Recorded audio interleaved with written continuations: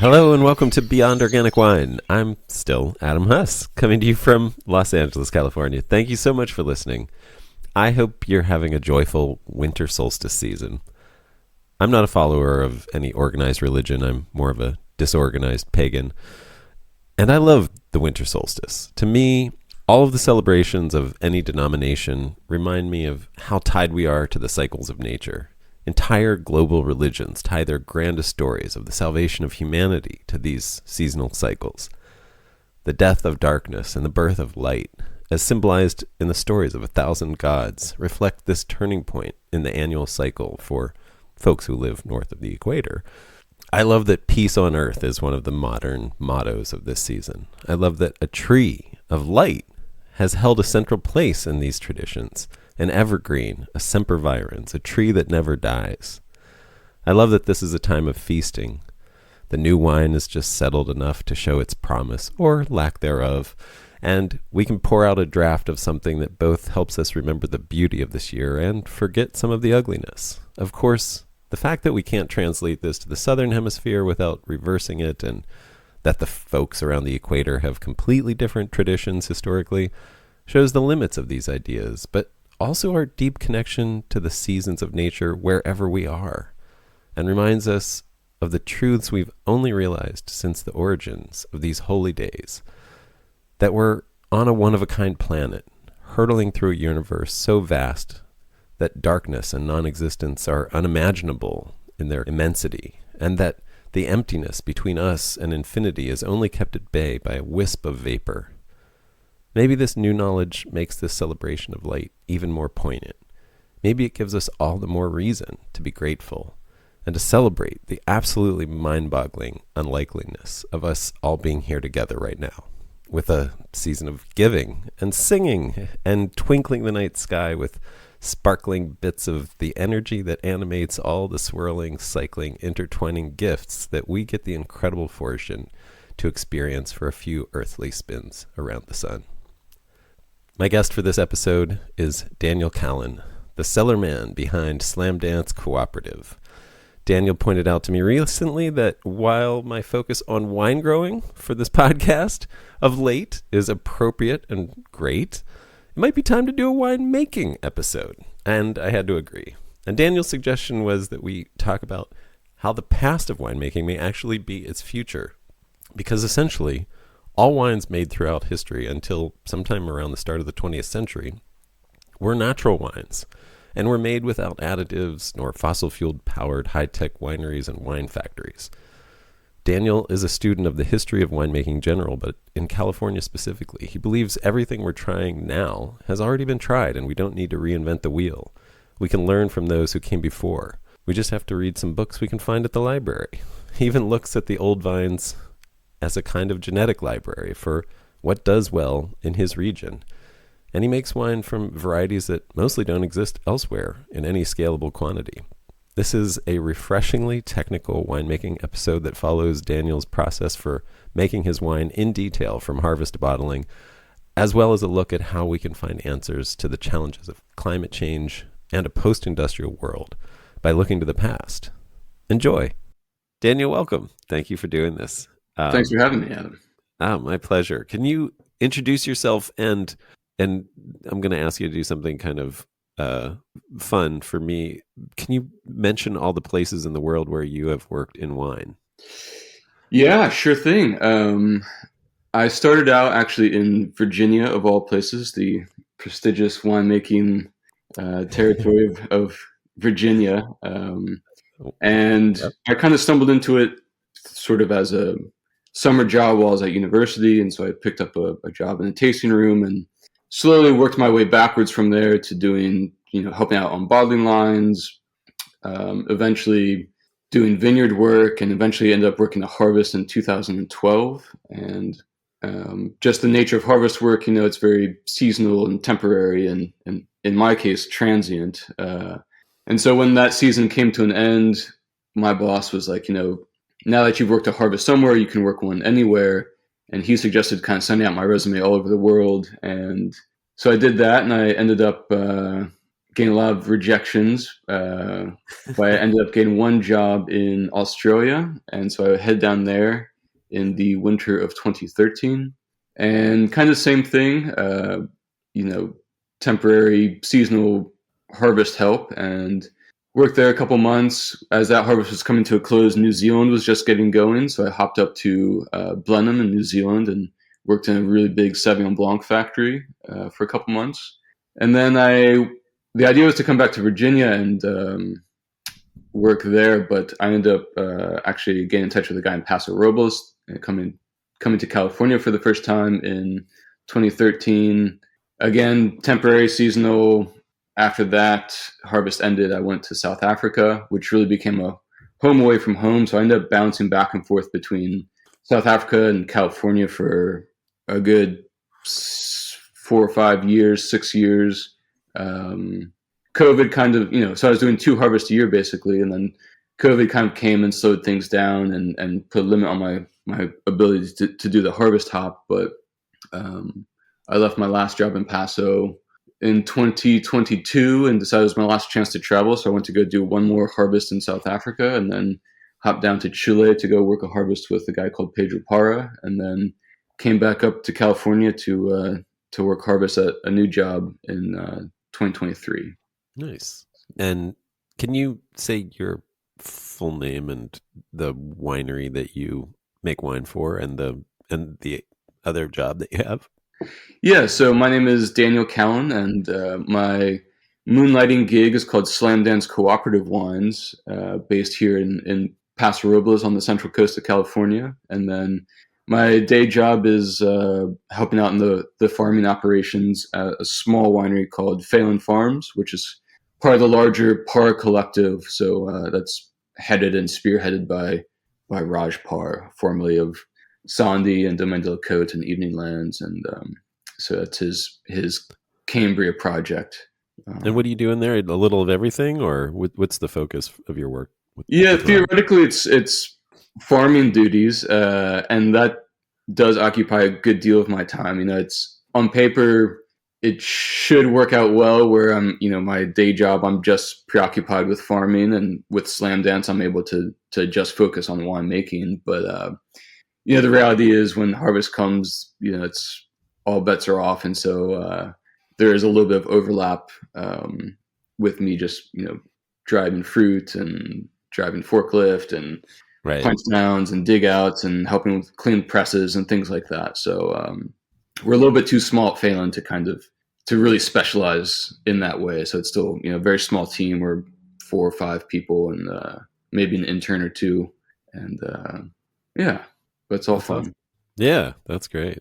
Well, I want to mention, after doing just a touch of research on you, that you have kind of unique honor of being a legend already in your own time, as it turns out.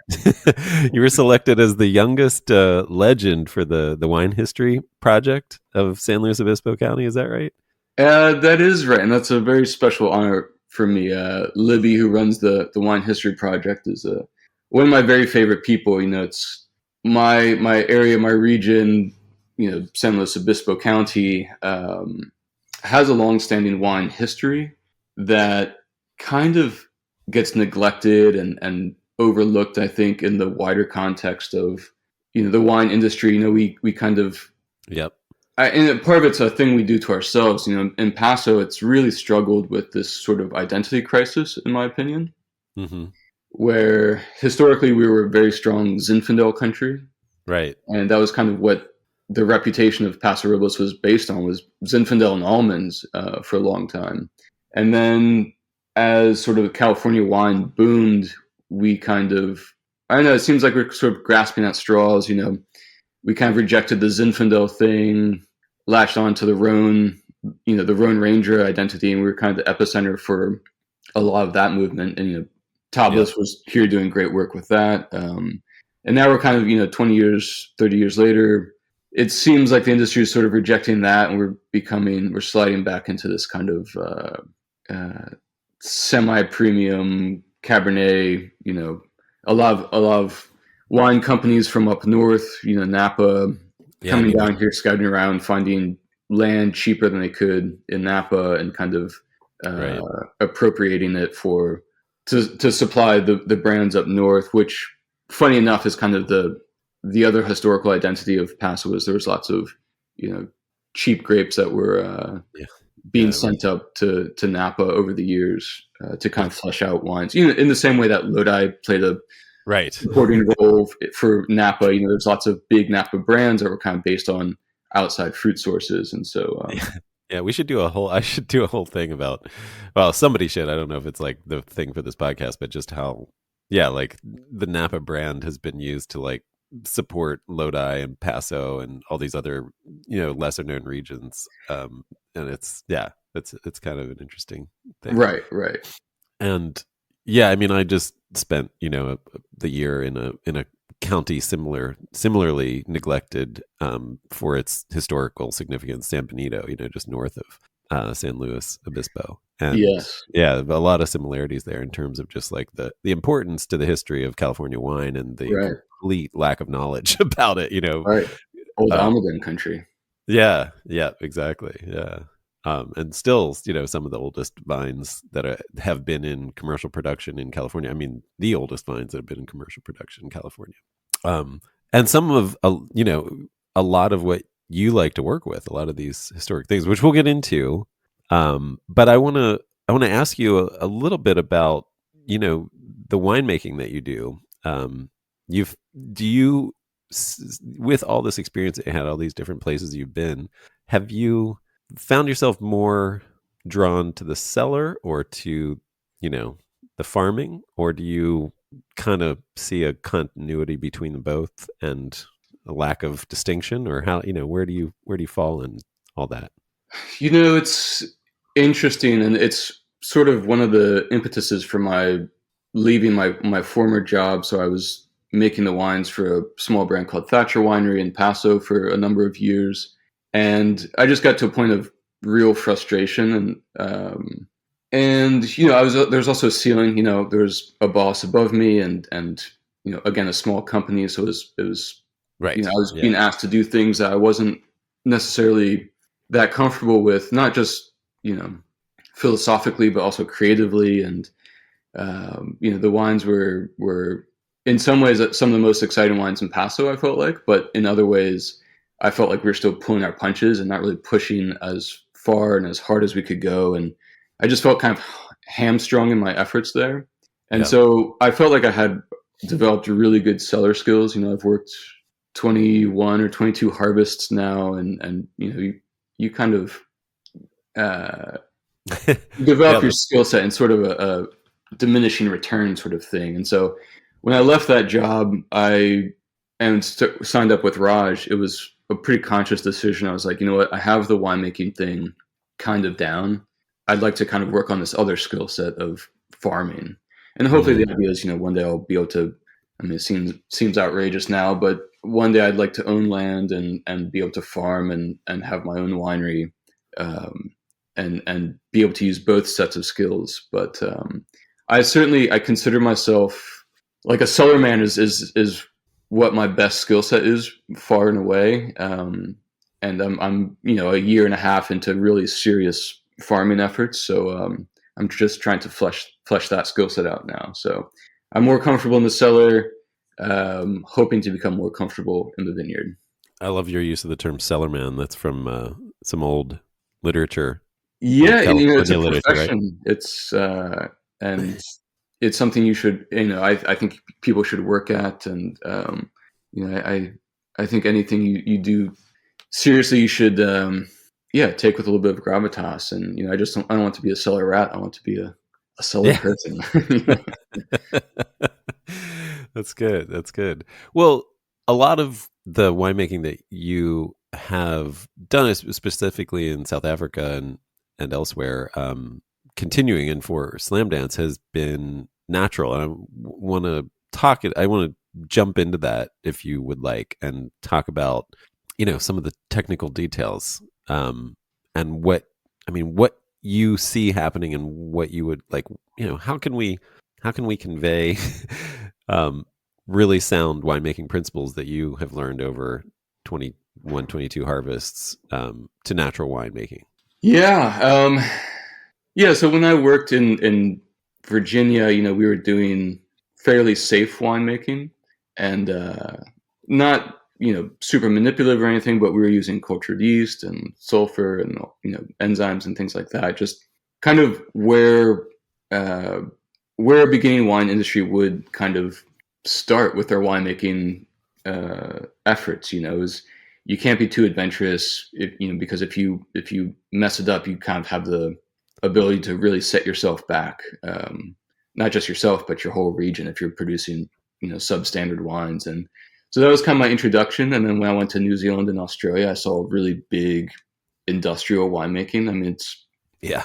it almost doesn't even qualify. It's almost Yeah. food science, and they really approach it like food science or fermentation science, and which was great for understanding the basics of wine and like seeing the limits it can be pushed to in that way. I mean, I always tell people the winery I worked at in New Zealand, we crushed 1,000 tons of Sauvignon Blanc every day for 6 weeks. Wow. Um, I mean, I think there's 20, 25 20-ton presses. So Wow. there's 25 20-ton presses. And there's a couple smaller presses. So I think in total there are 28 presses. There's little experimental 5-ton presses and things like that for smaller lots. And the presses weren't cleaned for the entire vintage. We had a 24-hour working crew shift, and right. and They just kept being filled, loaded, pressed, and reloaded, emptied right. and reloaded. And Just great. it was so efficient. There was a conveyor belt that all the presses were in a line, and there was a conveyor belt running underneath all of the presses. And so once they were emptied, you would just dump all the press cake on the ground. It would be carried away to a dump truck by this conveyor belt, and then you just flip the press right side up and just fill it right back up again. And Amazing. I mean, really like a wine factory, Yeah. Yeah. How, I mean, do you have a problem with that? Like philosophically? Yes and no. Yeah. I think, we kind of overemphasize the specialness of micro producers, Yeah. and I'm saying that as a micro producer, Yeah. um, I think the really impressive wines of the world, it's easy to make 25 cases of great wine, much harder to make 10,000 cases of great wine. Hmm. And it's a really hard balancing act. But it's the great houses in Europe, you need that critical mass, to turn over where you can slim up your profit margins and get the wine out at affordable uh, at an affordable price. Just the economies of scale. Yeah. Um, when it comes to disposing of mark, I think of press cake, Yeah. automation isn't that big of a deal. It's not a deal breaker for me. Sure. Other things about the operation were, there was lots of, reverse drum vacuum filtration. So, all the lees, which normally you would throw away, would be kind of force filtered, and you would get this, it hardly qualified as wine. It looked like water, but it had alcohol in it, and it would be used to kind of dumb down other wines and stretch things. But that's how you get $8 bottles of Sauvignon Blanc Yeah. from New Zealand to America, Yeah. And Well, it's no. oh, go ahead. Yeah, I wanted to push back on a comment you made about it's hard to make a great 10,000 cases of wine. And I mean, maybe it's not pushing back, but like the flip side of that is like the larger the quantity, the more levels of quality you have to work with, and the more you can separate, your best from your worst and do something with the worst. And, if you have 10,000 barrels, or not 10,000 barrels, we're talking cases, but let's say you have, 1,000 barrels, you can select the best ones and make a good quantity of, good wine out of the best barrels. Whereas if you're making 10 barrels, you kind of are stuck with, your blend is whatever is in those 10 barrels. You can't separate them because otherwise you Right. don't have that much wine. Yeah, hard to declassify when you're making Right. one barrel. Right. Exactly. Believe me, I know. Yeah. um, so yeah, I mean, and I mean, it's I mean, I'm sure people are aware that this happens, and it's the vast majority of wine that's out there is made this way. It's really interesting, I mean, how that I heard this term this week. I learned. I mean, I think I've heard it before, but just kind of it's fresh in my mind to deracination, which means it was applied to wine to uproot or remove something from its native environment or culture. And it's sort of like this idea of like wines at that scale, essentially, like you said, it just becomes a wine beverage because you're just like, you have to pull from so many different regions, so many different, so many different vintages, so much over such a large area. There's like, you lose this connection to its source, to its terroir kind of thing. Do you find that to be true? I totally think that is true. And it kind of ties back into your previous question about whether or not I have a problem with it. And I would say the problem I have is when that wine is exported to America and that becomes, Right. the $8 bottle that's on your table on a Tuesday night when it Right. could be, I think that's the space that really natural wine should be occupying, is that wine as grocery. I think there's a difference between like commodity wine and fine wine, Yeah. and those, the industrially made commodity wines have kind of usurped the presence of local, what I would say is our artisanal wine, um, as a food, as a grocery product. Where, I mean, to me, it's such a shame that we can't figure out a way to have every farmer's market in California have, a natural wine producer at it, and you can get your liter of Yeah. wine for the week. I think that would Yeah. be such a cool outlet for natural wine, and really kind of where it should be. Where we can kind of cut down packaging costs and cut down on transport costs and all, and carbon footprint of both of those things, and all the other things. I love that idea. Yeah. I hope to do that. I'm the wine that I make in the future, I hope to just put into kegs basically. Right. With, and sell like refillable growler type things, swing tops or something that I Right. can fill out of the keg and hand off to the locals. Which again is kind of return to tradition. Yeah. You look Yeah. at the history of wine, and for most of wine's history, it hasn't been sold in bottles. That's a pretty new, the last 100, Yeah. 150 years. Most of the time it's sold in barrels, and Yeah. not so different from a keg. Right. Right. Well, I want to get into, as you mentioned, I think rightly pointed out, I've been focusing on this podcast a lot on farming. And of Mhm. course, that is my like primary, I think that's where it all begins, especially with natural wine. But I think you have some really important um, ideas about making wine, the technical skill behind making wine. I think maybe if this makes sense to you, a good way into that would maybe be to talk about a specific wine that you make for Slamdance Koöperatieve. Pick anyone that represents. I think what you'd like to talk about technically on the winemaking side, and let's go through from start to finish.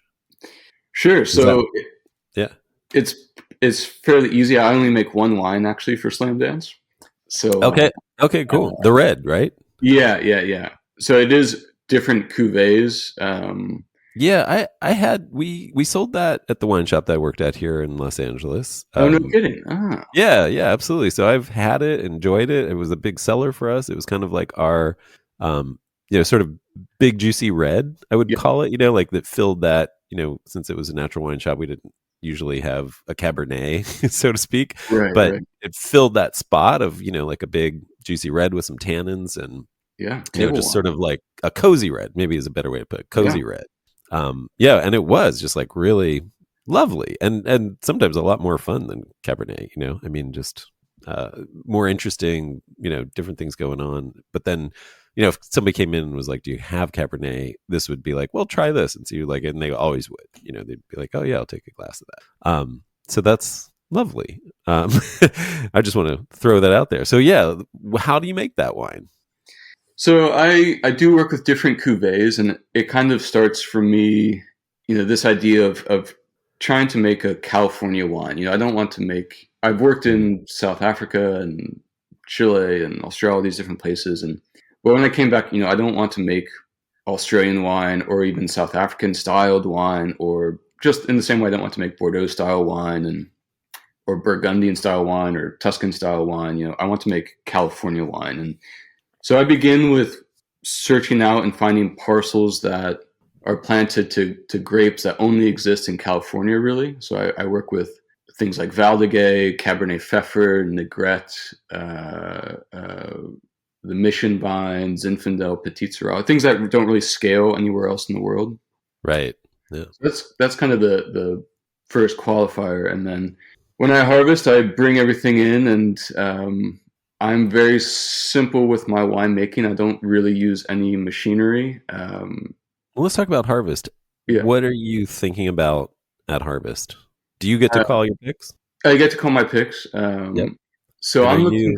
how involved are you in going out and trusting what the growers are telling you about the grapes versus going and, taking measurements or tasting, or, what's your process? I'm pretty good about, being in communication with the growers, but I think most of my growers are used to working with people who pick much later than I do, than I want to. So I am kind of the canary in the coal mine, and usually I'm out there a little bit before everybody else. And, I don't want to make low alcohol wines, but I want to make moderate alcohol wines. Yeah. I think that's an important distinction. And so I am out there quite often, quite early. And for me, the big thing is freshness. Mm-hmm. Paso is known for these really strong wines, but Yes. not really very fresh wines. And I would say most times that strength comes at the cost of being tired. It's sort of like Ponderous. like a football player that, has a great career for 5 or 6 years, but then, has a heart attack at the age of 40. It's a little bit of that, it's, That's a great analogy. yeah, Like a big linebacker. yeah, totally.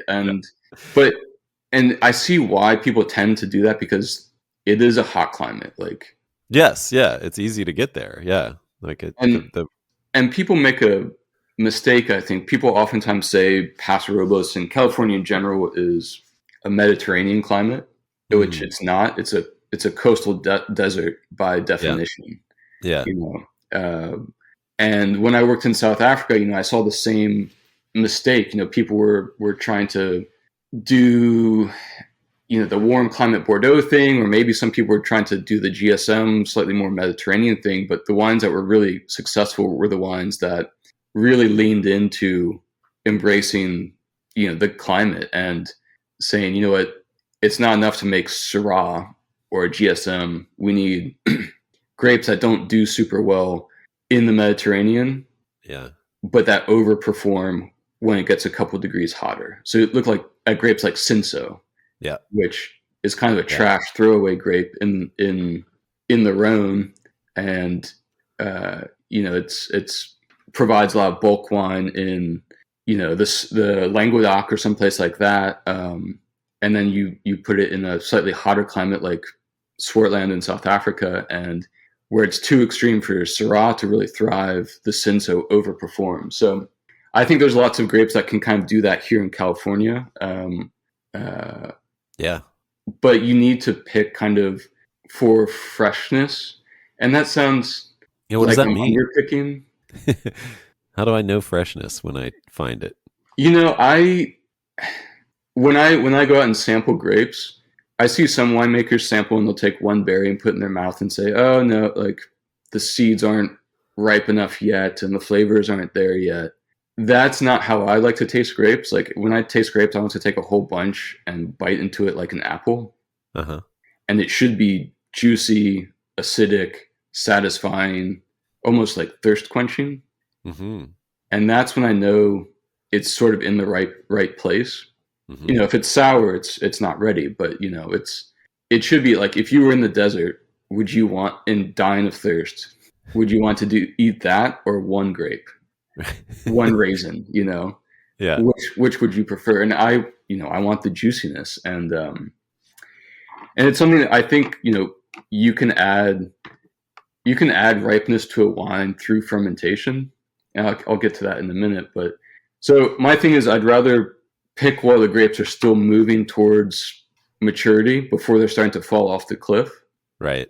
Yeah, on the way up rather than the Right. way down. Yeah. Exactly. And so when I bring them in, I use a lot of whole clusters, and I want, when I process grapes in the winery, I want some juice for fermentation. So I typically destem 15 to 20% of the grapes. And Sort of to create like a little foot at the base, like a little like a fermentation, like no, the opposite actually. oh. I have a lot of problems with that because I find that I usually, if you have a put the destemmed portion on the bottom, Uh-huh. I find that the top dries out. Okay. Okay. So if you flip that, if you So put your destem portion on top, right. kind of To creates create a base and kind of passive. keeps all the clusters hydrated. And when I work in Huh. the winery, I don't use any pumps at all. I don't do any pump overs. I really don't like pump overs. Uh, Okay.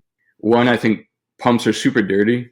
If you've ever Yeah. taken apart a pump, like it Yep. doesn't matter how clean you think it is, Yeah. uh, how many Yeah. chemicals you run through, like unless you physically take apart your pump, which I've done, before and after harvest, and you clean out all the gunk, Yeah. your pump can be, if you're making natural wine with no sulfur, it can harbor a lot of Yeah. problematic microbiology. So I don't like to use a pump. So when I bring my grapes in, small portions destemmed, put on top, and then I just seal my vessels. So I'm fermenting an open top oak, and I seal the vessels. And typically I don't touch it for the first 10 days or so. So wait, how do you seal them? With the Uh, head? The head? no, just like plastic wrap, essentially. Okay, gotcha. Yeah, Yeah, just like a little like a bungee cord with plastic over it. yeah. Yeah. I'll buy like a big food grade plastic sheet, and then you can put that on top, Yeah. bungee cord it, and then it's Yep. plastic, but it's reusable, so I can usually get a couple seasons out of them. And wait, you're doing wooden open tops, or you're doing the macro bin? Wooden open tops. Oh, okay, cool. So just like a barrel turned on its end with the head removed. Exactly that. Yeah, yeah. Okay, cool. Um, And nice. And then I wanted to go back. You made me think of something with the pump. I mean, the other thing I think of. I mean, this is part of my ethos, but it also I feel like coincidentally seems to be where natural wine could or should think about its ethos being, which is, I think a lot of where the history of natural wine essentially, and I think what you talk about, or you've mentioned to me, is just this idea that like natural wine was the way all wine was made before we got into like a fossil fueled post World War II world.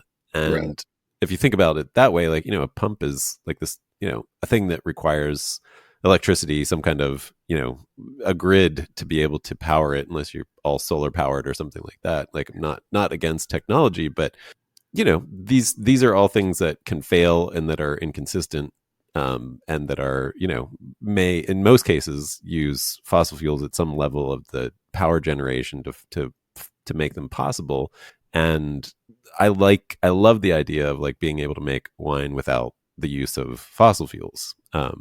Just like all natural powers, like all like gravity and human energy. So I don't know. That resonates with me in some ways. The elimination of the pump for that same reason.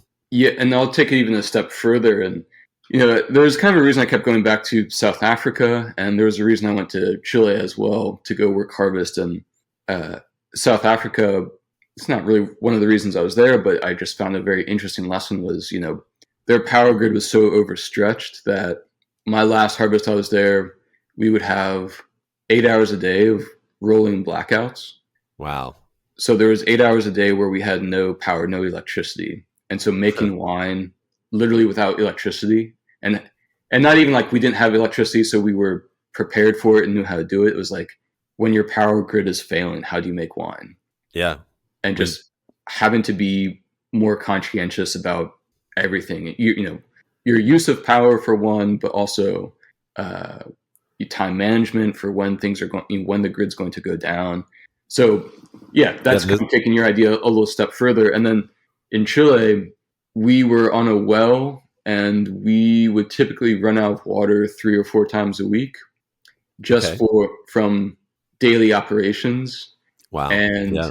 so I remember when I got there, they had pushed out all of the wine tanks outside uh, during the rainy season to catch water. And when we did the first cleaning of all the picking bins uh, before harvest, and it was just captured water, Wow. rinsing picking bins and captured water. And Yeah. then there would be things like when we did our pressing in America or Australia or New Zealand or whatever, you would press, you would make a huge mess everywhere, and then at the end of the day, you would just spray down the floor and squeegee it down the drain, and it's all good. Right. In Chile, the water was so precious, we would have a giant tarp, Uh-huh. and we would press on the tarp. And then when you're done, you roll the press off the tarp, you pick up the tarp, you take it outside, you shake it off, and you shake off all the grapes out into the dirt. Yeah. Water was too precious to waste on something like cleaning the floor.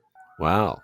I So love that. Yeah. it's sort of like making wine like it's the past, but it's also sort of making wine like it's the future as well. What happens if these things start to kind of fail, and how do you still make wine like that? So that was super interesting for me. And part of the Yeah. reason, I don't use a pump, but I don't use a destemmer. When I destem, I'm just crushing grapes with my feet and taking stems out.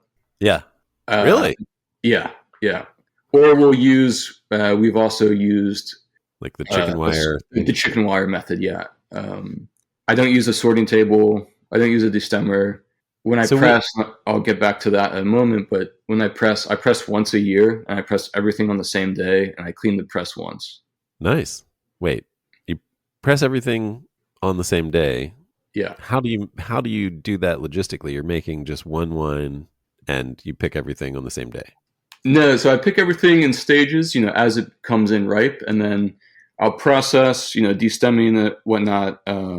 Oh, so you just let it sit. I I gotcha. just let it sit. So I like to move super slow. I'm not a big fan of hot fermentations. Hot fermentations, to me, have led to a lot of microbial problems. Like, I hate to see people pushing stuff out into the sun and baking it. I mean, that's where a lot of VA kind of starts popping up. I know it's like there's people correlate temperature with sound fermentations, but and pushing things through. But I found the best thing to facilitate a good healthy fermentation is constant temperature, not But wild swings in temperature. don't you run a risk of developing VA if the fermentation doesn't kick off soon enough and vigorously enough at the beginning to create, the CO2 cap to protect the grapes? And this is kind of one of my more modern methods. But so what I do is basically when I bring fruit in, I use a little bit of dry ice or CO2, Okay. Okay. and Yeah. or I'll get like a canister of snow, and I just blast it, and then I seal the vessel up, and then I don't touch the vessel until until fermentation is going, basically. You can see like the that plastic piece starting to be pushed up.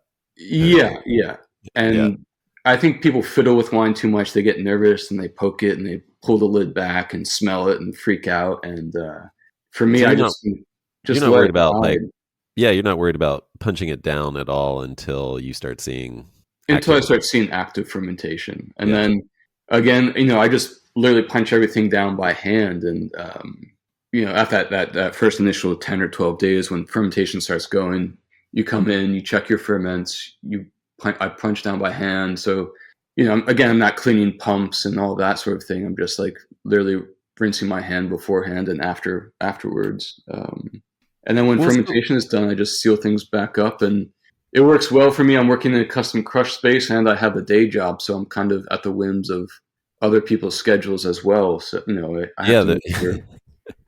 I always I'm always impressed by how much of like a wine style is determined by logistics, Right, right, rather than just like your vision for this amazing flavor. It's like, well, right. you And we know, can put nice spins on it, but the reality right, is, I right, tested when I could. I mean, I right, bottled when I exactly. could. And, yeah.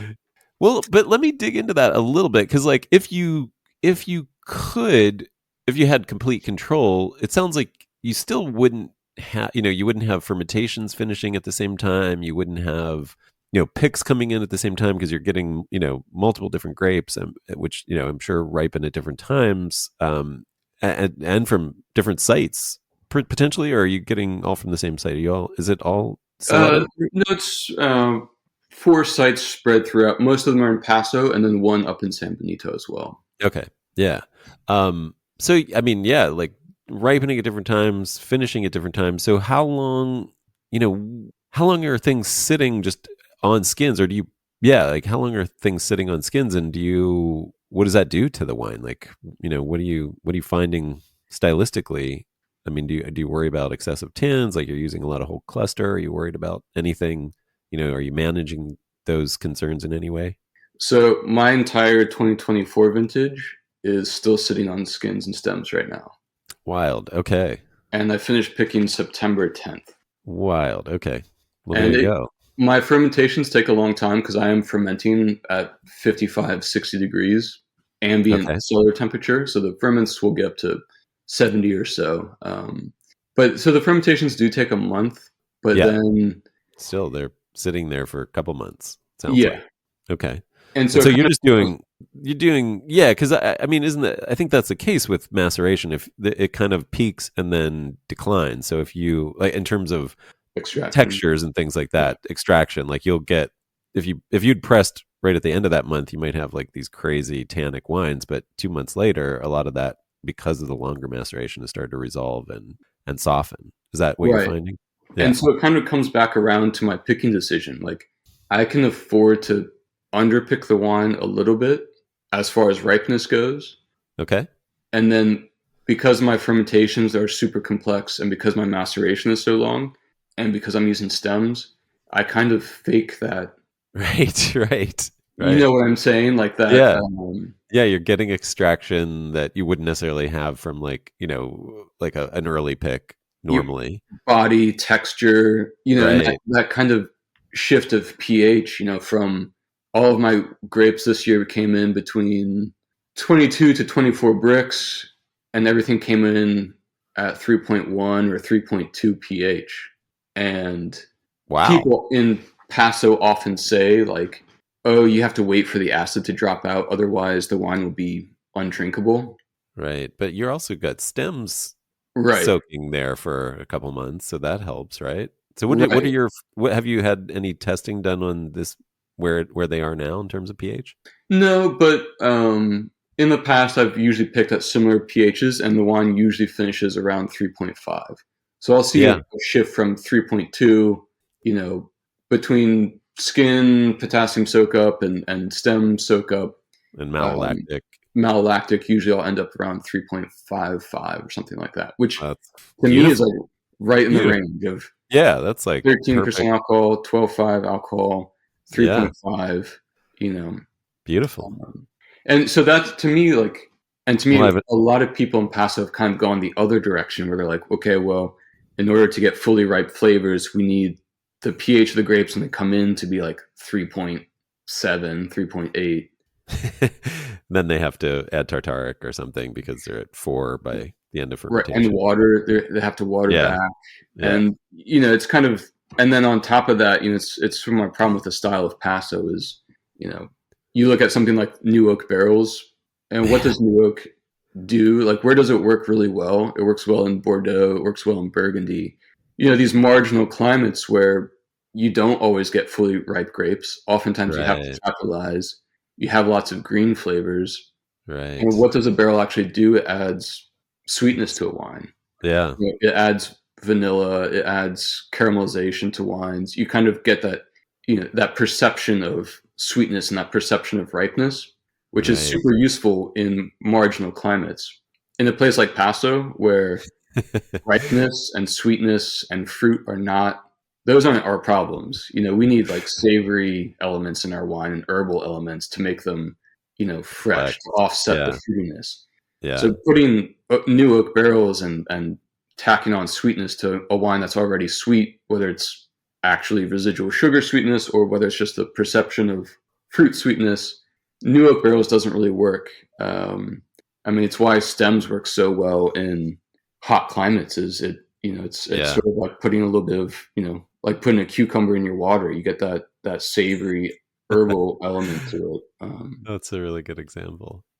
Now, I have a question for you. Uh-huh. So you've you still haven't pressed. So when you go to press this vintage, for example, Hmm. even though you've had, I'm sure, I don't know, or like, even though it's gone through fermentation, you've kept it sealed, you probably have some dissolved CO2, you probably lost a lot. And now at pressing, you're going to expose these wines that have been sitting around without sulfur with, diminishing levels of CO2 to a lot of oxygen. Are you concerned about that? What's funny is, no, the wine has a lot of dissolved CO2. Like when you Okay. open up the fermenters, it will knock you back. Wow. Okay. Like, and it's just, I love CO2 in wine. I think if you're making natural wine or, low sulfur wine, which, none of the 2024 wines have seen any sulfur yet, um, CO2 becomes really important Yeah. to keep your wine stable, or at least to stave off any of the enemies before it gets time to sulfur down. So when I open up the fermenters, they're packed with CO2, and I Does this use a make Oh, go ahead. No, no, no, go ahead. You use a basket press, you were going to say? I use a basket press, and so Okay. it's super simple, and I've It's rigged it almost up You could so almost that make like a free run thing with a basket press, right? Because you just like dump everything in and everything presses out, and then I mean, at that point you could leave it or you could squeeze it. right, pretty much. And I do Yeah. squeeze it, and so but it's rigged up so that the basket has a triclover fitting. I put a hose on that so the wine doesn't fall and splash into a press pan. If you were using Oh, a okay. bladder Yeah. press where there's all this tumbling and rolling and Right. squeezing and falling, there would be a lot of aeration and oxidation. Yeah. But by So yeah. So do you have to then lift the wine into its aging vessels? yes, so I do capture it in just a flat bottom VCT, and I'm working with such small volumes that you know I can basically use a 500 VCT, and which is a great size because everything goes into punch in. So I can just fill up my 500, set that aside until usually I'll wait a couple days for sediment to fall out, Yep. and again it's something that our understanding of lees people have really kind of lost. We kind of started fetishizing unfined, unfiltered, no rackings. Uh, but it's something that if you read old winemaking textbooks from the 1800s, the early 1900s, which are a big inspiration for me, and these guys, they were making wine in a pre-industrial state, so almost by definition they were natural wines. There might be Yeah. some, they talk a little bit about acidification or maybe sugaring a must or fortifying a must. They talk a lot about, but um, one thing they talk about is handling of lees, and it's sort of something we've forgotten about. It's and back in the day they knew, like, Brett lives in the lees, and Mm, also they didn't really have a good understanding of malolactic fermentation. okay. All they knew was that when the wine underwent a secondary fermentation, they lost acidity, Right. which made their wine less stable. Ah, So if you drink wines from the 40s, 50s, 60s, whether it's Barolo or California or whatever, most of those wines weren't going through malolactic because they wow. considered it a spoilage organism. And Right. and the way they did it was they hammered the wines with sulfur, for one, Okay. but also they were working to shed lees, and they were kind of trying to shed this microbial load in the wine, and Huh. they had a very funny way about timing it. So they wanted you to make rackings at the equinox, Okay. and the most important racking was in March at the spring equinox. Right. And it sounds almost like a little bit biodynamic or a little bit Yeah. moon voodoo or something like that, but Hey, I'm a pagan. I get it. yeah, you're right. But it's kind of one of those things where it's like this phenomenon of the natural world that they couldn't fully explain, but they knew it was the right decision, and that was the indicator. And when you think about it, what happens after the spring equinox is the days start getting longer and it starts heating up.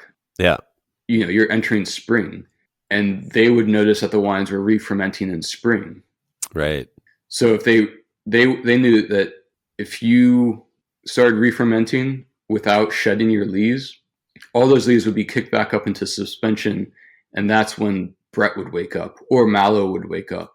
And so they wanted to kind of shed that microbial load in a mechanical way. So where we might use, filtration today, or someone might use something like Velcorin. Right. They didn't have those options. So the way for them to make clear, and they really emphasized and prized and clarity in wine. It was nowadays, and it's something that the natural wine world has rejected. Has totally rejected. Yeah, you get your pet gnats with an inch of sediment and things like that. But but then you have problems with mouse. Yeah. Which again is sort of funny. It's when mouse started popping up in the natural wine world, no one really knew what it was, and no one could explain it. And it wasn't until they looked back at texts from like the 1850s that people figured out, or saw these references to mouse taint in wine. Huh. And it's something that once we figured out how to use sulfur, it sort of stopped becoming a problem, and people didn't talk about it anymore.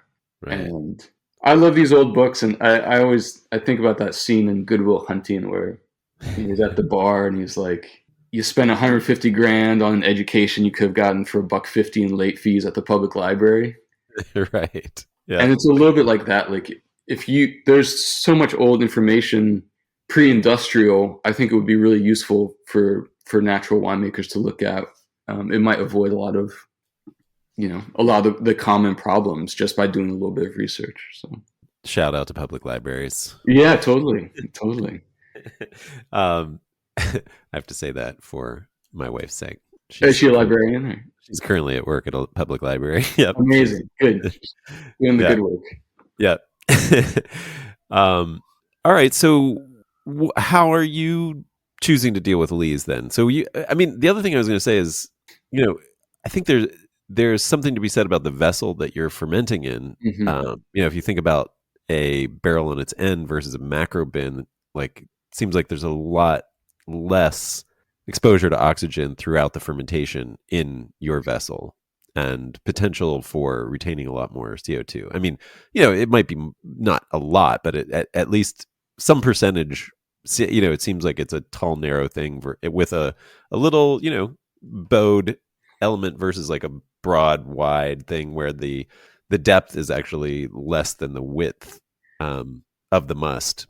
Right. In a macro bin, for example, unless you're using like a 2-ton or something like that, it might be about equal in that case. But yeah, it seems like that lends itself to preserving as much CO2 as possible in an open top fermenter. So I think that's a smart choice on your behalf. But then I also wonder, so what, you mentioned all this stuff about lees. So what are you choosing to do personally with lees after pressing? Like, what's your process? Do you do a settle after press and then a rack, or do you like press to tank and then rack to barrel, or do you like just let things ride? What are you doing in terms of lees? Well, it's a couple of things. I think one, a basket press is super important. Yeah. And again, kind of one of these, and I don't know if I've made up this system or if I'm just justifying it to myself, but part of when I press everything on the same day. And so I'll begin with my biggest lot. I'll press that in the basket press. And the way basket presses work is the pressings, like the hard press, is actually some of the best wine.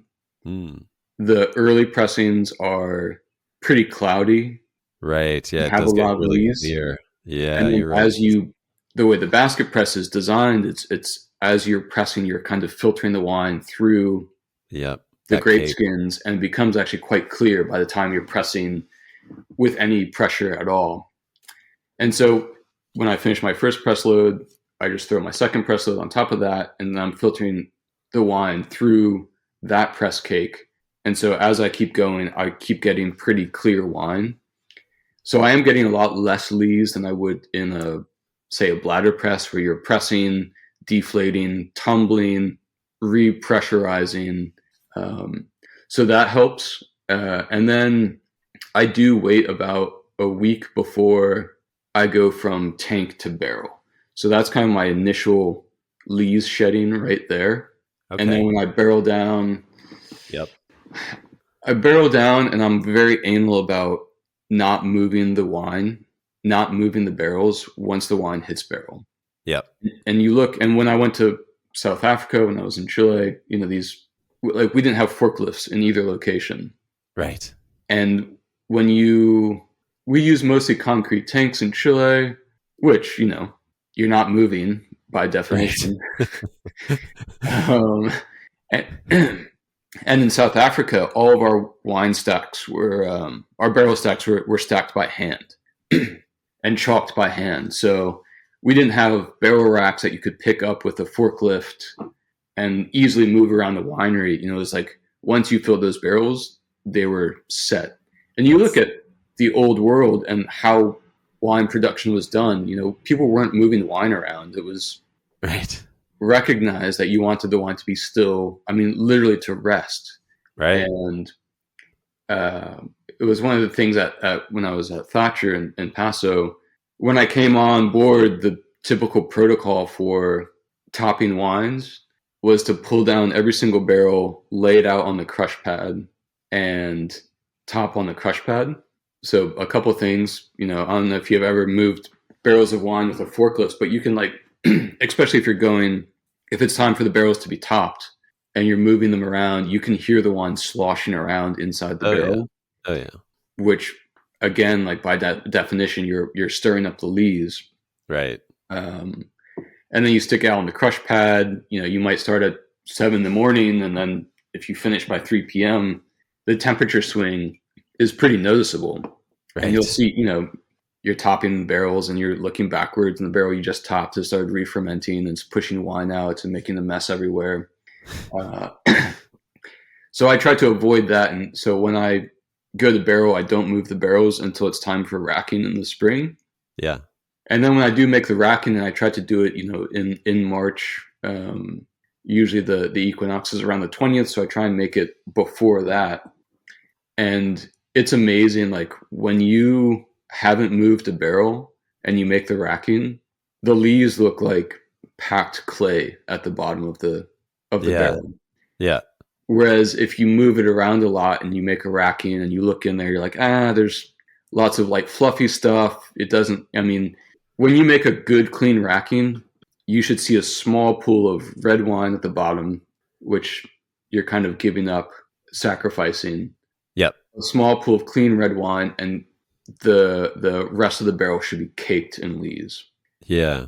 I've actually found, I don't know if you found this, but seemingly, I haven't, like, looked at it super closely because it's at the bottom of a barrel, but it almost looks like sometimes you have some tartrate precipitation at times that almost forms a cap over the lees. Like, if you, because, like, almost like a lot of the lees will settle out, after Right.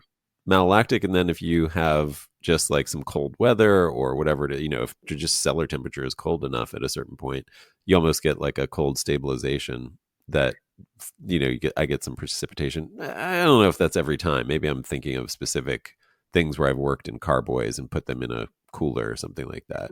Yeah. But I've seen that happen. Maybe it's not that common in barrel now that I think about it. Yeah, I will just throw out a little thing. This is not something you could do at a very large scale, but I use, like, a wire sieve at Yes. the funnel of the press, of the basket press. Sure. And since I started doing that, I almost, like, don't even get fine lees. Like, it's kind of crazy. Like, it does slow the press down. Like, it clogs that up every once in a while, and you kind of have to, like, bang it out, into Right. like a sort of discard bucket, or rinse it out every, every few minutes, every, like, 5 minutes or so. And sometimes I'm there with, like, a chopstick stirring it so that, like, the wine will go through because it gets Right. clogged so quickly. But it really makes a huge difference. Yeah, I just put like a sieve over the funnel that leads into whatever the container is in, or the hose or whatever. Yeah, And it and you can get. I don't do it at the press because I think it would clog up too much. But when I rack, yeah. I usually use. You can buy the little triclover gaskets with a small wire mesh in them, Oh, there you go. and Yeah. you can get progressively more fine. And but the big broad one will just keep out kind of grapes and seeds and physical stuff. Right, right. Yeah, I But mean that's kind of how I started doing it. I mean, I wasn't thinking about leaves, but I just was like, sometimes the basket presses can be you're shooting seeds out from the pressure, or like, totally. you just miss the basket press and like you don't want, skins and stuff falling into the wine. Yeah, So I started it for that reason, then was like, man, I used to have like massive gross leaves and I barely have fine leaves now. It's like a really just a added thing that happened. you're Um, becoming the pro seller man. It's right, right, right. So how, in terms of élevage, then you're not racking once it's in barrel. You just go from barrel to bottle. Is that right? so I uh, Or are you? I make the one racking in March. So you're following the traditional. Okay, cool. Mhm. Got it. Got it. Okay. And usually what happens is, I'm also still trying to wrap my head around these different varieties. And so I do want to keep them separate for the first few months so I can kind of track everything. But, I'm not, Right. when I blend, I'm not sitting there seeing if I need to add 1 barrel of this or 2 barrels of that or 100 liters of this to make like the best wine. That's not Yeah. really that interesting for me. It's sort of like if it's technically sound, it goes in to the blend. Right. Right. Gotcha. So when I rack in March, I'll rack uh, to a tank to make the blend, Oh, okay. Gotcha. and then I go back to barrel, And so you're blended after the and so rack. I'm blended. Yeah, and Nice. I try and typically what I do is when I barrel down, I go to 265-liter barrels, Okay. and when I rack in the spring, I return the wine to 500s. Oh, okay. And it kind of Gotcha. works out well. Like 265-liter barrels One punching.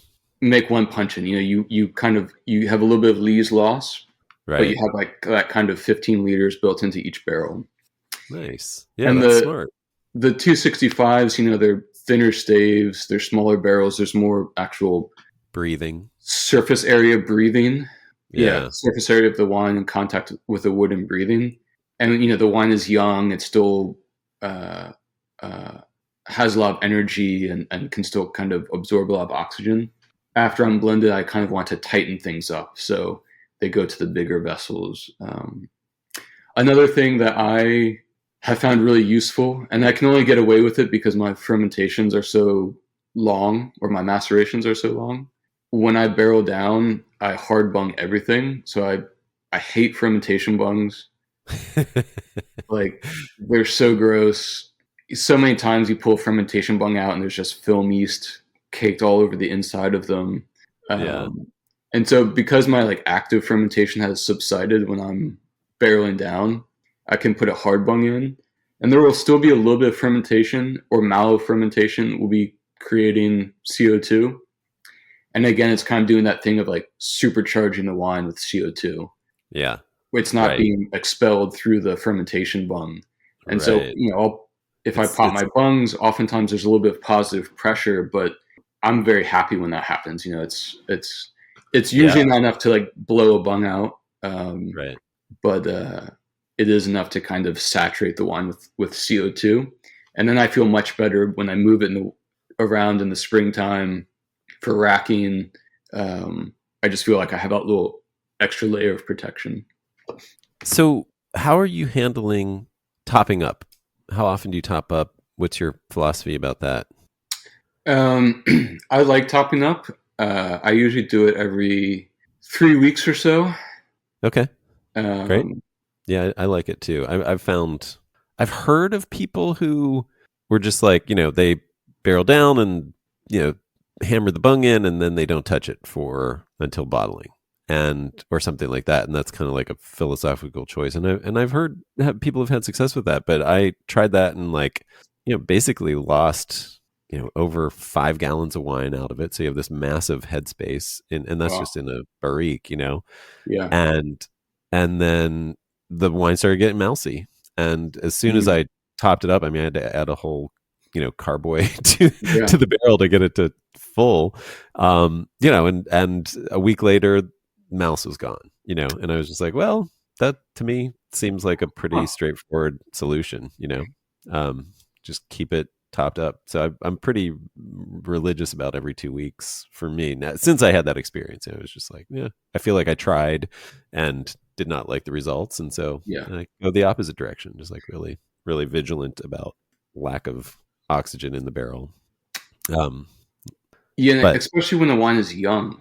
I mean, you think about, yes, yeah, if it's still going through fermentations, if the wine is still producing CO2, that, that CO2 was sugar or malic acid in the barrel yeah, that's been metabolized, and the wine is off gassing, so you're right, you're losing literal volume. I mean, I know it's a gas, so it's hard to kind of visualize, but yeah. No, that's a really good point. Yeah, yeah, I yeah, mean, it's physical stuff you're losing for sure. yeah. So I probably get a little bit lax towards like in the second year of aging. I'm probably not as anal as I am in the first couple months. In the first couple months, you can almost top up every week, for a while. Yeah, yeah, that's I true. mean, maybe not every week, but the Well, wine, you're losing a lot of volume. yeah, yeah, that's a really good point. Well, all right. Anything special after that? So you go from puncheon to bottle, it sounds like, and then away you go. Yeah, Nice. Yeah. pretty I much. I mean, mean, I do. There's a second racking to tank just to uh, prepare for bottling, not really to shed lees, and usually there's not much left to shed after if you do that first racking really well. Uh, there might be some tartrates in the barrel, but usually I don't have any lees. Um, but that's not really like a cleanliness racking that I make. It's more for to homogenize the wine to make the bottling consistent, basically, right, right, and just following through the same sort of general right. Because even protocols. Don't move the wines too much. Don't fiddle with the wines too much. I every time I open the bung, you're kind of losing CO2. You should be aware of where your wine is going, and make sure it's not headed in a terrible direction. But I think sometimes people fiddle with wines too much. People freak out about reduction and decide to fly off the cuff and make a racking sort of unnecessarily. And I mean, reduction's a super passing phase. I've found I don't really deal with reduction. I don't know. It's I've had it, I most times I've found what you're saying to be true, yeah. where like it's. I mean, I've always what with red, much less so. Although Mm, I have had a red that just was like I could not. I mean, it was just terrible. I don't know what it was. Like I think just a deficiency in the growing that was nutritional. Um, in terms of once it fermented, it just did not have what it needed for happiness, and it was stanky. yeah. Yeah. And Yeah. nothing I could do about it. Just like I mean, I racked multiple times. I actually like tried to use even like racking through copper tubing and stuff like that. Just could not get it to go away. And And how old was the wine? I mean, this is young. This is like Yeah. in a young stage, but it wouldn't stop. I mean, it became mercaptans, in Yeah. as it aged. So it just like And was it in really, stainless or glass or it was what in type? glass. Yeah, it was Yeah. well. Yeah. Yeah, that was a part of it. It just didn't have like the air. I mean, fermented in open, in an open top Sure. thing, but then like, and it was already at fermentation, like it was already super stanky. But then, yeah, multiple rackings out of from in glass. So it was like, but then I've had for the most part really good experiences. Like if I start smelling it, I'll it's usually early on, and if you're going to be racking it anyway. So it usually just goes away with that first racking.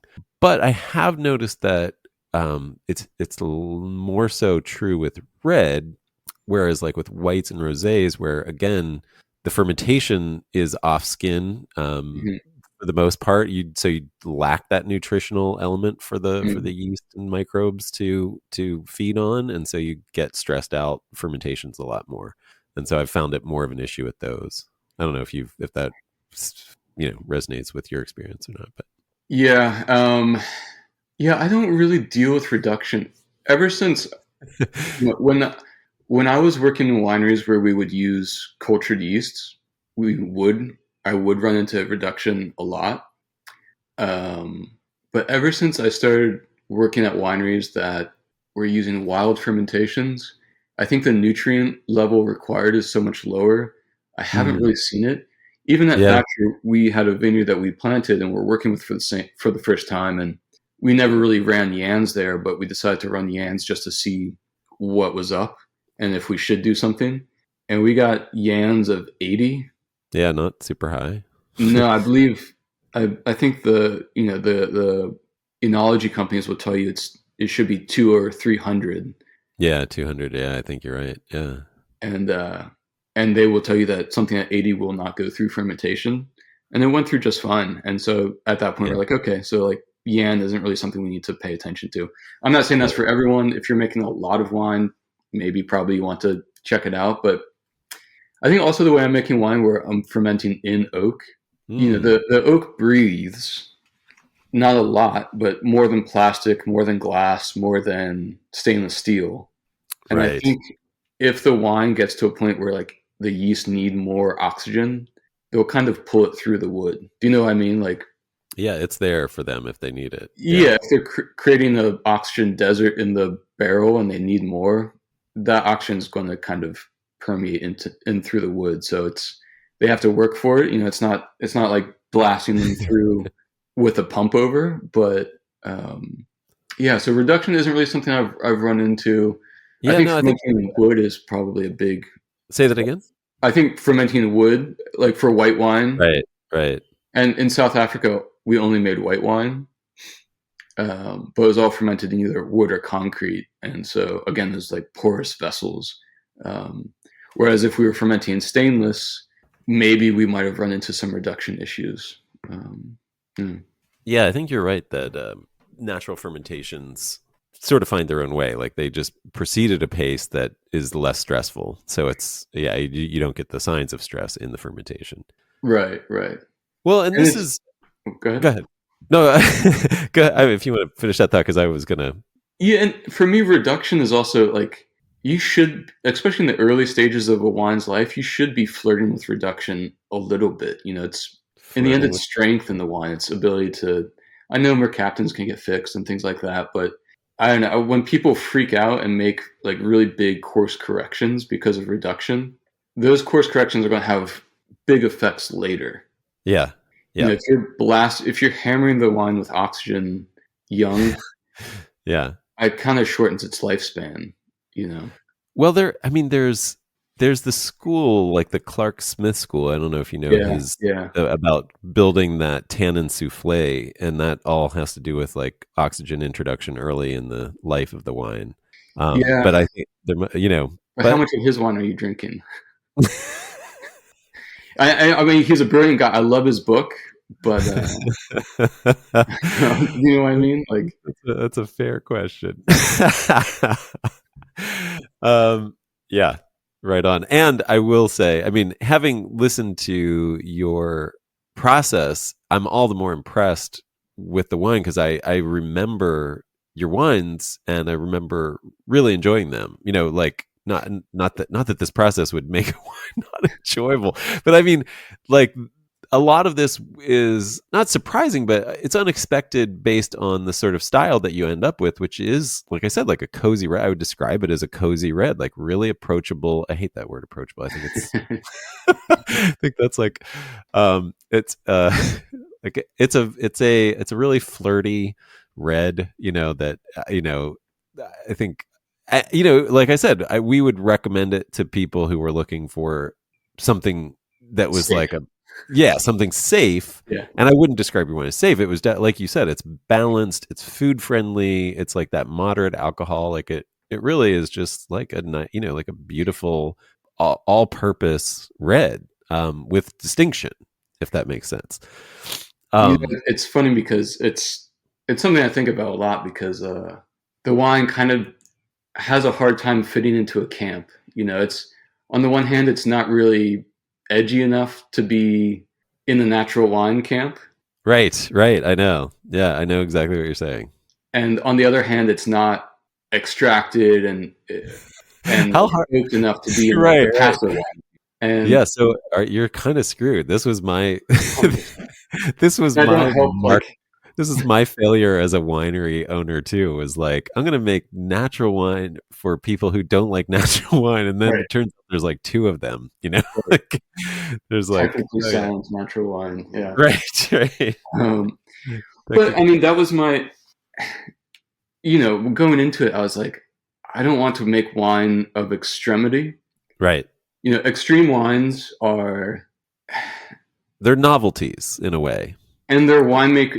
It's sort of a reflection of winemaker style, Yeah, oftentimes, yeah. and that is super distracting. I think if you're trying to make a wine that reflects a place, and a big thing for me, like I think the most important thing for wine, if you want to charge serious money for a wine, is the wine has to do the intellectual work of like defining the territory that the producer is working in. That's Mm, why you pay big bucks for wine. When you're talking about like DRC or Chav or something like that, like the great wines of the world. right. That's why you pay that amount of money for it. Yeah. That and branding.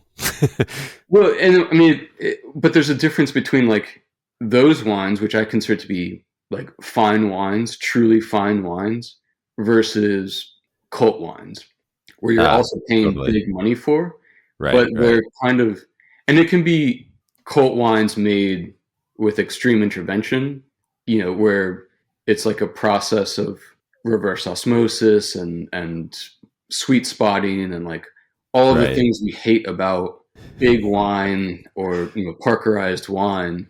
Yeah. But also on the other hand, and that can obscure. You can work with a great site and make wine like that, and that will obscure the territory. The expression of uh, what I'm trying to say is terroir, but I prefer the term like expressing territory or defining territory. It's more American. Uh, I love that. Oh my God, but I have this whole thing where we never wanted to use anything but English on our labels. I uh-huh, just like philosophically, I was like, I'm making wine in America. Like, yeah, like I mean, it just is like at most I would use Spanish because I'm making wine in California. And but like right, I was never going to use Italian or French or anything like that. I was just like, this is, like it's too, yeah, anyway. I think for the same reason that it sounds like you want to say territory instead of yeah. terroir, which I love. Just Yeah, I don't have a good grasp on the French language, and so the word, it doesn't really mean anything. It's hard for me right, to really wrap my head around it. But right, defining territory, I can kind of understand. But um, just to circle back around, so on the one hand, those styles of wines, those really manufactured wines, they can obscure territory in the same way that extreme natural winemaking can also sort of obscure things.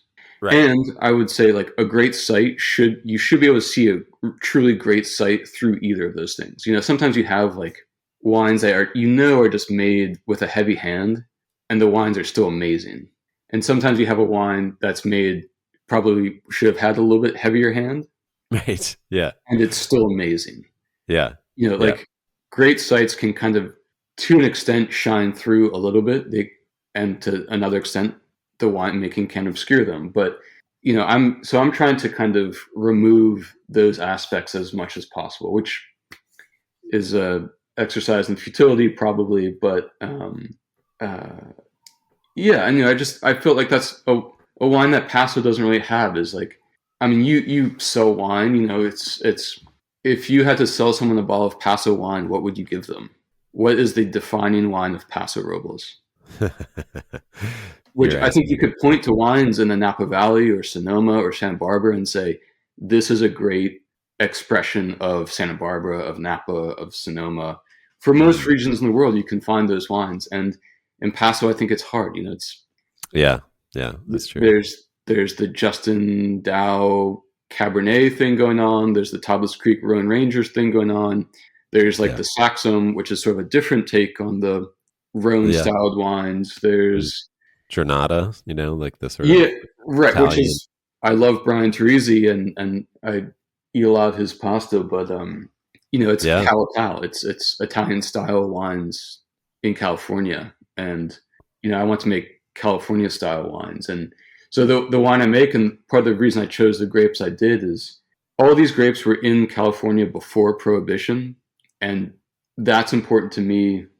This idea of epigenetics, like the idea where individuals genetically shift because of their responses to their environment. So I Yeah. think by definition, grapes that have been genetic material that's been in California for 100, 150 years.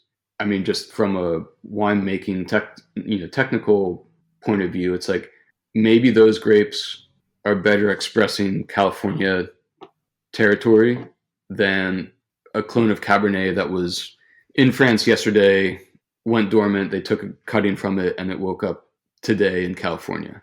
Yeah. You Yeah. know what I mean? Yeah. Yeah. There is this, well, you work with grapes like that. I mean, you're working with Sauvignon and Trousseau and, I For mean, my day right? job. Boussard, yeah, for your day job, right? Not for, yeah, you don't make wine with them. You're helping to grow them. So You know what's very funny though? It's everyone loves to geek out about the grapes that we're working with at Phelan, and we have Trousseau and Mongoose. Those grapes have a long history in California, and we have really, yeah. So like Mongoose Noir has been in California since at least the 1860s, and there was a guy called Henry Crabb, one of my favorite wine stories about California, who he originally planted what's now called the To Kalon Vineyard. yeah, You know that vineyard in Napa? yeah, it's like the most famous The vineyard, most famous, really, the most in the expensive. U.S. Really, Yep, yeah, exactly. So Henry Crabb developed To Kalon, and he had hundreds, not hundreds, but I think he had 150 different grapes there. uh-huh. And his favorite grape he named after himself, and he made what he called California Burgundy from it. So he called it Crabb's Black Burgundy, and it was really widely planted in the Napa Valley up until the 1980s. Like Beaulieu Vineyards, BV, Yeah, you can still find BV Burgundy, quote unquote, and it right. says on the back it's half Napa Gamay, half Crabb's Black Burgundy. And when we did genetic testing, we found out Crabb's Black Burgundy is actually Mongoose Noir. So That's fun. it's funny because all the people who love wine are so excited about having Mongoose Noir in California, thinking it's this new thing, and it's actually this very old thing. Is Mongoose one of the wines in Chateauneuf-du-Pape? Do you know? Um, I'm trying to think. Do I have that wrong? it's not approved, Okay. but I think there might be some. There, I have read something about it being not permitted, but some connections, and it is related to Syrah. Okay. Um, But it's from the Savoie region. yes, yes, Yeah.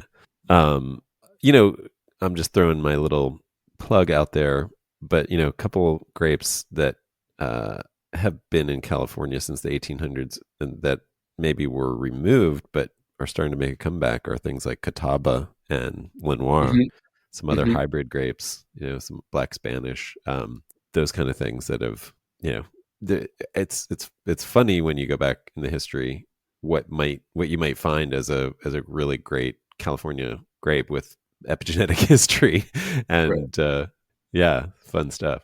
Yeah, no, I mean, And another way to look at what you're saying is like, I mean, Vitis californica and Vitis Jordiana are two native grapes could, if we start using them, contain a lot of this epigenetic information that could make really resilient, really, amazing wines for California as well. yeah, I and even within vinifera, I mean, it's hard to quantify like how much we lost because of prohibition. Right. Yeah. I So mean, true. I have old grape acreage reports from the 70s, and again, I try and read lots of old textbooks and growers manuals and things like that, and it's just so circular. I mean, anything you think you might want to plant, anything that anyone might think is a good idea to plant in California today, they tried it 150 years ago. Yeah. And we just the pressures of prohibition, Yeah. uh, where a lot of these fine wine grapes didn't ship well, and so when the industry shifted to grape shipping as their main, you know, staple economic activity instead of winemaking, all Right. the fine wine grapes didn't ship well.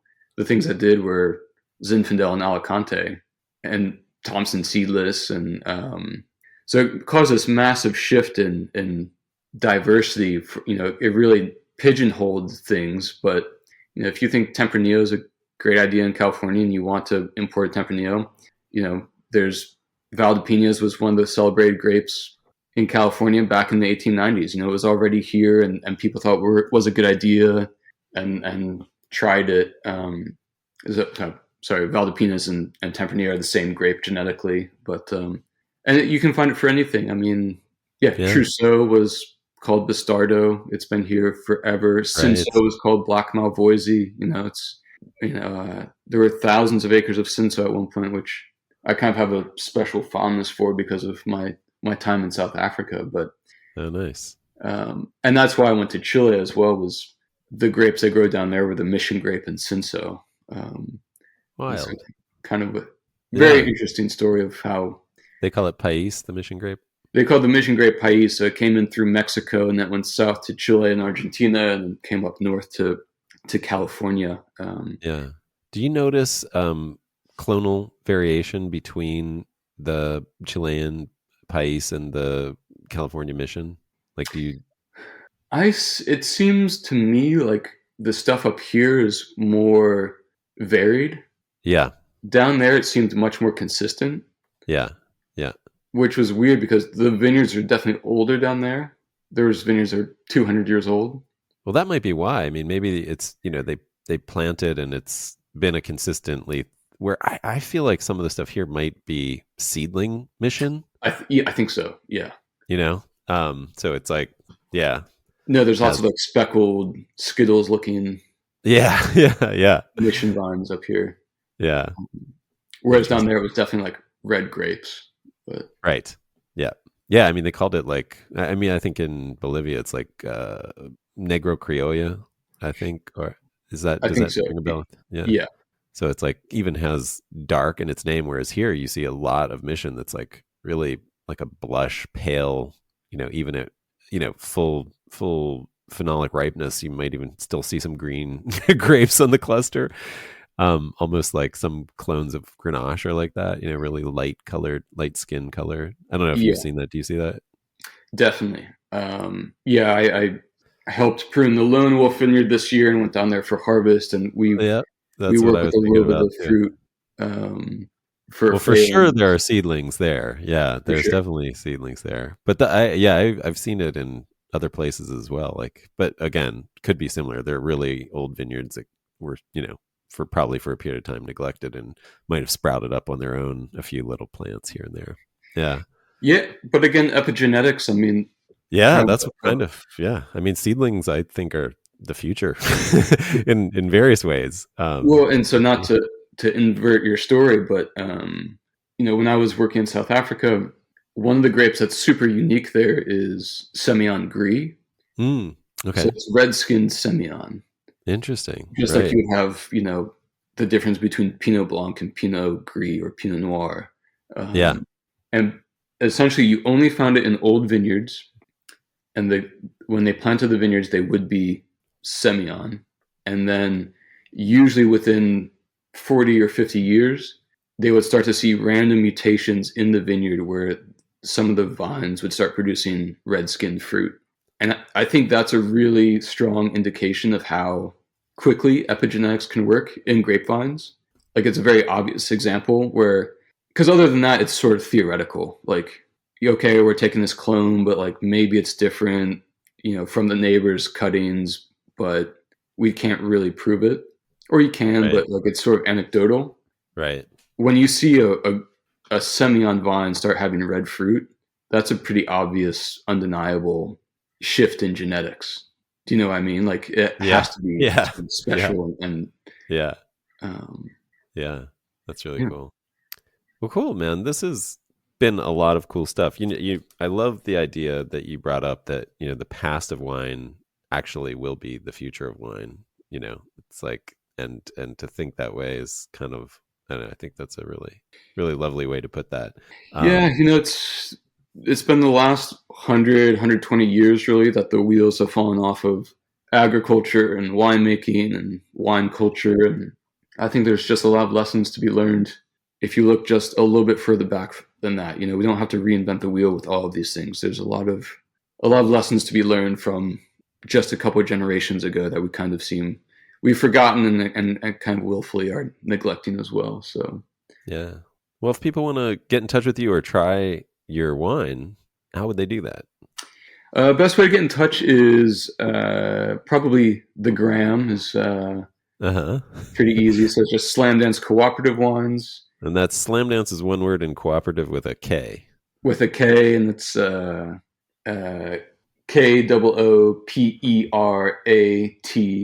Kooperative. Oh, cooperative. Yeah, sort of a throwback to my time in South Africa. Nice. The Afrikaans spelling of cooperative. And Nice. then That's so cool. I kept the email a little bit more simple, so it's just slamdancecoopwines@gmail.com. So co-op with a K. Isn't KOOP, isn't that the word for like head in Afrikaans? A cop, like a KOP, like Oh, okay.